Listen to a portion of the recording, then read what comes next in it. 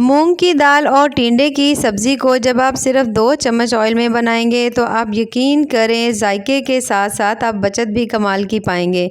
आज हम बना रहे हैं बहुत ज़्यादा मज़े की रेसिपी। तो चलें अपनी मज़ेदार और ज़बरदस्त इस रेसिपी को बनाना शुरू करते हैं। बिस्मिल्लाहिर्रहमानिर्रहीम। अस्सलाम वालेकुम। उम्मीद है आप सब ठीक होंगे। तो इस मज़ेदार सी रेसिपी को बनाने के लिए सबसे पहले हम ले लेंगे यहाँ पर 1 अदद बोल और इसमें मैं शामिल कर रही हूँ मूंग की दाल। यहाँ पर जो मूंग की दाल है मैंने छिलके वाली ली है। आप चाहो तो सिंपल वाली जो मूंग की दाल होती है पीली दाल, आप वो भी ले सकते हैं। अब दाल को लेने के बाद पहले तो आप इसे अच्छी तरह से साफ़ कर लीजिएगा। उसके बाद हमने इसे धो लेना है और कम से कम भी इसको आपने 2 से 3 पानी अच्छी तरह से धो लेना है ताकि जो भी कोई इसके अंदर मिट्टी डस्ट वगैरह हो वो अच्छी तरह से इसके अंदर से निकल जाए। तो बस यहाँ पर मैं इसे कम से कम भी 1 से 2 पानी अच्छी तरह से धो लूँगी। जब आप दाल को धो लेंगे ना तो फिर हमने इसे भिगोना है। पानी डालकर कम से कम भी आप इसे आधा घंटा से लेकर 1 घंटे तक ज़रूर भिगो लीजिएगा। लेकिन अगर टाइम नहीं हो तो तब भी आप इसे फ़ौरन से भी बना सकते हैं क्योंकि ये दाल बहुत ज़्यादा सॉफ्ट होती है। अब इसे बनाने के लिए यहाँ पर हमने ले लिया 1 अदद पैन और उसके अंदर डालेंगे हम पानी। पानी यहाँ पर हमने मैयर करके डालना है और हमने यहाँ पर 1 कप हमने दाल ली थी ना, पानी हमने यहाँ पर डाल लेना है इसमें 2 कप पानी शामिल करने के बाद जैसे ही पानी में बॉयल आएगा जो हमने दाल रखी हुई थी भिगोकर वो तमाम दाल जो है ना हमने इसके अंदर डाल देनी है। तमाम दाल इसमें शामिल करने के बाद अब आपने इसको अच्छी तरह से इस तरह करके हिला देना है एक दफ़ा हिलाने के बाद अब हमने इसको पका लेना है इसी पानी के अंदर। पानी आपने बहुत ज़्यादा नहीं डालना, इतना ही पानी डालना है। अब यहाँ पर हम इसके ऊपर ढक्कन लगा देंगे। तो ढक्कन लगाने के बाद इसे बॉयल आने का वेट करेंगे। जब आप देखें कि दाल में अच्छी तरह से पानी में बॉयल आ गया है, दाल आपकी पकना शुरू हो चुकी है, तो ये जो ऊपर आपको थोड़ी सी सफ़ेद झाग नज़र आ रही है इसको हमने इस तरह से करके उतार लेंगे क्योंकि ये थोड़ा सा डाइजेशन के लिए प्रॉब्लम करती है, तो इसे हम उतार देंगे। इस तरह ये वाइट सारी झाग जो इसे हम उतार कर अच्छी तरह से, उसके बाद अब आपने ना जैसे इस तरह अब पक रही है बहुत अच्छे से दाल। अब यहाँ पर आपने जो फ्लेम है ना बिल्कुल हल्की दम वाली फ्लेम कर देनी है। फ्लेम आपने यहाँ पे ना तो मीडियम करनी है ना हाई करनी है, बिल्कुल हल्की दम वाली फ्लेम के ऊपर आपने दाल को पकने देना है जब तक कि दाल जो है ना वो अच्छी तरह से गल नहीं जाती। तो जब तक दाल हमारी अच्छी तरह से गलती है, यहाँ पर मैंने ले लिए हैं टिंडे तकरीबन यहाँ पर मैंने आधा किलो लिए हैं और इनको हमने अच्छी तरह से धो लिया था। धोने के बाद मैंने इसे छील लिया था। अब हमने इसको काट लेना है रफली बिल्कुल, ठीक है। इस तरह से करके आप मोटा मोटा सा भी काट सकते हैं। अच्छी तरह से बस तमाम टिंडे जो हैं उनको हम काट लेंगे। आज की रेसिपी आपको बहुत ज़्यादा पसंद आएगी। जिन्हें दाल पसंद नहीं या जिसे टिंडे की सब्ज़ी पसंद नहीं, इन दोनों को मिलाकर खाइए, आप यकीन करें आपको एक अलग ही जायका मिलेगा। तो बस तमाम टिंडे जो है इस तरह से करके हमने इस तरह से रफली काट लेने हैं। उसके बाद अगर तो आपके पास चॉपर हो तो किसी चॉपर में आपने डालकर तमाम जो टिंडे हैं ना इनको आपने चॉप कर लेना है बिल्कुल बारीक।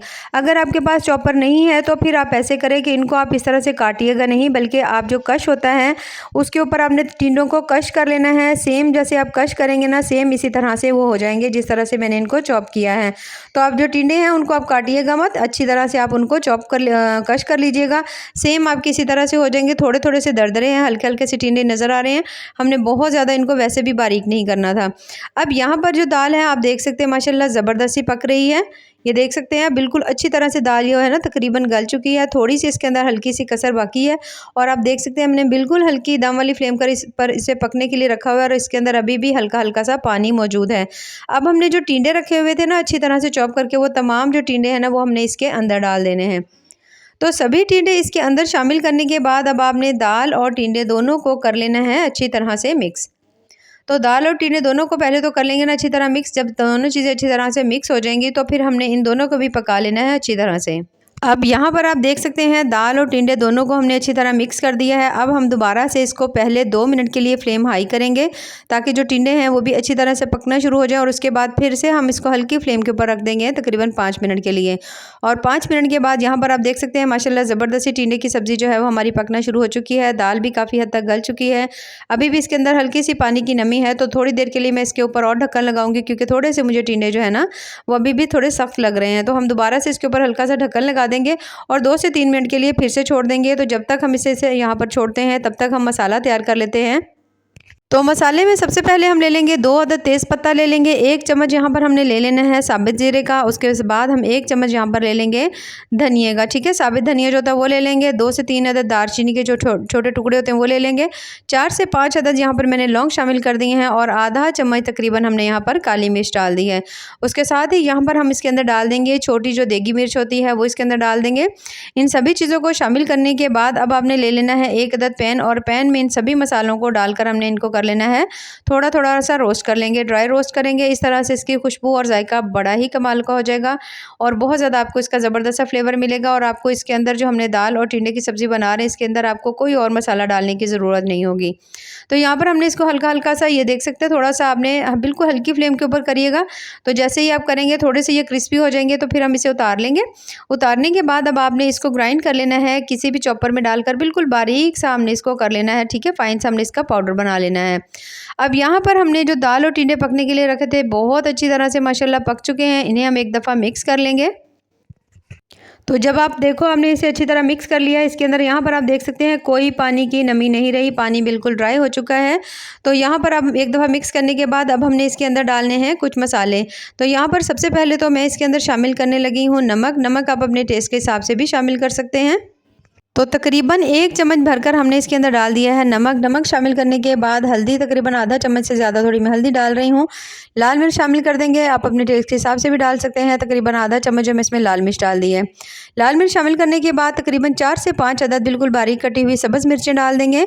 इन सभी चीज़ों को शामिल करने के बाद अब हमने इसके अंदर शामिल करनी है 1 चम्मच भरकर कसूरी मेथी का। अब इसके अंदर हम शामिल करेंगे जिन मसालों को हमने थोड़ा सा ड्राई रोस्ट किया था और अच्छी तरह से हमने उनको पीस लिया था, इन सभी मसालों को इसके अंदर हम शामिल कर देंगे। अब आपने इसके अंदर ऑयल नहीं डालना, बिल्कुल बिना ऑयल डाले हुए या घी डाले हुए आपने इसको ऐसे ही मीडियम टू लो फ्लेम के ऊपर आपने इसे मसालों के साथ अच्छी तरह से पका लेना है। इस तरह से दाल जो है वो भी उसके अंदर थोड़ी बहुत जो कसर होगी वो भी निकल जाएगी, टिंडे भी अच्छी तरह गल जाएंगे। इस तरह से मैश करते हुए जब आप पकाएंगे तो मसाले भी बहुत अच्छी तरह इसके अंदर सेट हो जाएंगे और जो मसालों का या नमक मिर्च का जो थोड़ा बहुत कच्चापन होता है वो भी ख़त्म हो जाएगा और ज़बरदस्त सा आपका तमाम जो है ना ये स्टफिंग जो है तैयार हो जाएगी। ये देख सकते हैं माशाल्लाह ज़बरदस्त इसकी हम भुनाई करने हैं। ऑयल मैंने इसके अंदर बिल्कुल नहीं डाला, बिना ऑयल के हम इसे पका रहे हैं। तो यहाँ पर इसे पकाते हुए मुझे तकरीबन 2 से 3 मिनट हो चुके हैं। माशाल्लाह बड़ी ज़बरदस्त इसके अंदर से मसाले भुने की खुशबू आ रही है। तो बस इससे ज़्यादा हम इसे नहीं पकाएंगे, काफ़ी हद तक ये ड्राई हो चुका है। कोशिश करिए इसके अंदर पानी की नमी बिल्कुल नहीं हो, ठीक है। तो बस इसे उतार लेंगे, उतार कर जैसे थोड़ा ठंडा होगा तो इसे हम निकाल लेंगे किसी भी बोल में। तो तमाम को बोल में शिफ्ट करने के बाद आपने इसे थोड़ा सा ठंडा कर लेना है, ठीक है, गर्म नहीं हो। अब यहाँ पर आप देख सकते हैं अच्छा खासा ये थिक है।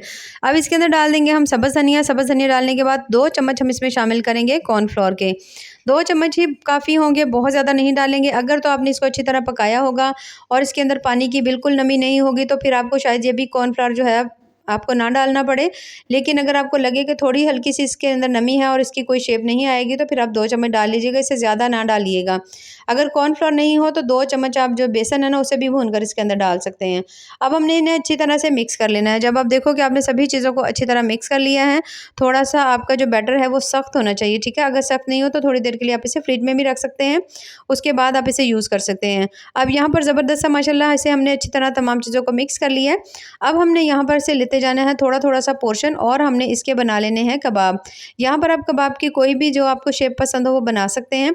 तो मैं जो है यहाँ पर जो आमतौर पर हम इस्तेमाल करते हैं टिक्की जो कबाब होते हैं, मैं उसकी इसको शेप दे रही हूँ। इस तरह से करके आप इसे ईज़िली शेप दे सकते हैं।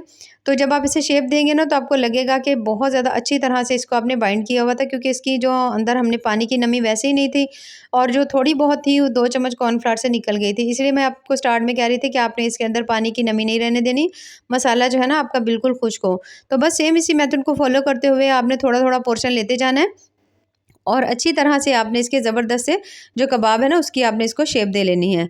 तो यहाँ पर जो हाफ़ कबाब है मैंने बना करके रख लिए हैं, बाकी जो दूसरे तरीके से हमने बनाने हैं वो मैं आपको इसका बाद में बताऊँगी। अब यहाँ पर हमने ले लेना 1 अदद पैन में सिर्फ़ और सिर्फ आपको 2 चम्मच ऑयल की ज़रूरत होगी।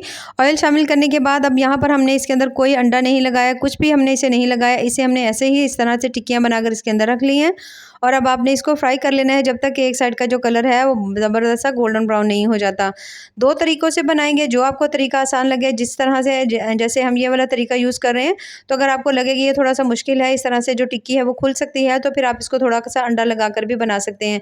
यहाँ पर आप देख सकते हैं माशाल्लाह कितना प्यारा सा इसका जो गोल्डन कलर सा आया हुआ है और बहुत ज़्यादा क्रिस्पी क्रंची से कबाब हमारे ऊपर से तो होंगे लेकिन अंदर से बड़े ही सॉफ्ट होंगे और बहुत ज़्यादा कम ऑयल में आप इनको बना लेंगे।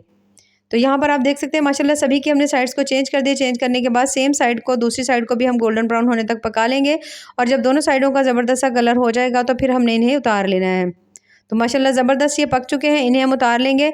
अब हमने जो दूसरा तरीका है उसमें आपने ले लेना है 1 अदद अंडा, अंडे को आपने अच्छी तरह से बीट कर लेना है और यही कबाब जो है आपने उसके अंदर इस तरह से करके डिप करते जाने हैं और तमाम को फिर से आपने 2 से 3 चम्मच ऑयल में आप इन्हें फ्राई कर सकते हैं।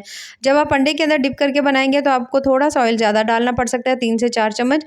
लेकिन अगर आप ड्राई फॉर्म में बनाएँगे जैसे मैंने पहले बनाए थे तो उसमें आपको 2 से 3 चम्मच ऑयल से ज़्यादा आपको ऑयल नहीं लगेगा। तो अब दोनों तरीके जो हैं आपके सामने हैं, जो आपको ईज़ी लगे उस तरह से आप बना सकते हैं। अब यहाँ पर दोनों साइड जैसे ही अच्छी तरह गोल्डन हुई हैं हमने इन्हें निकाल लिया है। तो माशाल्लाह बहुत ज़्यादा मज़ेदार ज़बरदस्त सी हमारी आज की जो रेसिपी है वो कंप्लीट हो चुकी है।